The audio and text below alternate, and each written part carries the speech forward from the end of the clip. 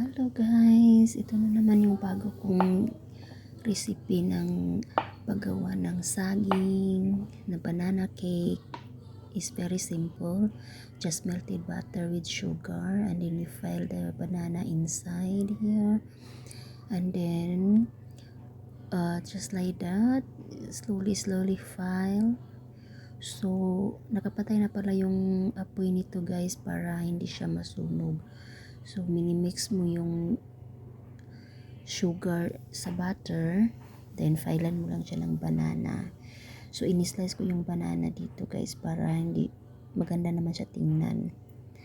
So ito na siya guys. After that mag-break up ko ng egg. So dito naman hinaluan ko ng sugar, minimix ko siya.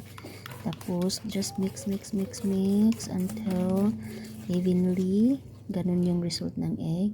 Tapos nilagyan ko siya ng sugar at saka milk. Lagay ko yung milk dyan. So kung wala kayong, just fresh milk only. And then yung flour, 1 cup of flour.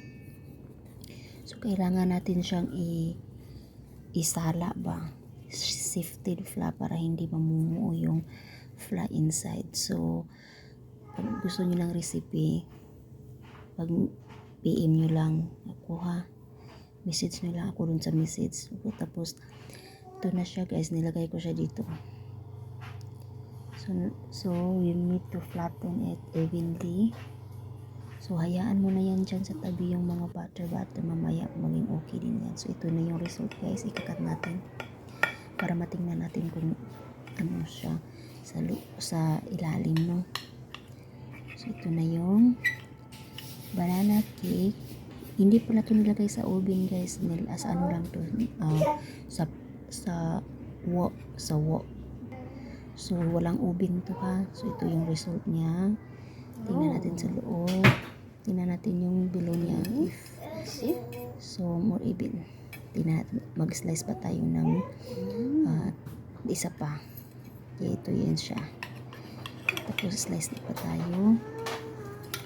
So i-cook mo lang siya ng like 15 minutes, then baliktarin mo siya, cook mo siya ulit ng mga 10 minutes. So ito yung result na maganda siya. So ito yung paggawa ng banana cake.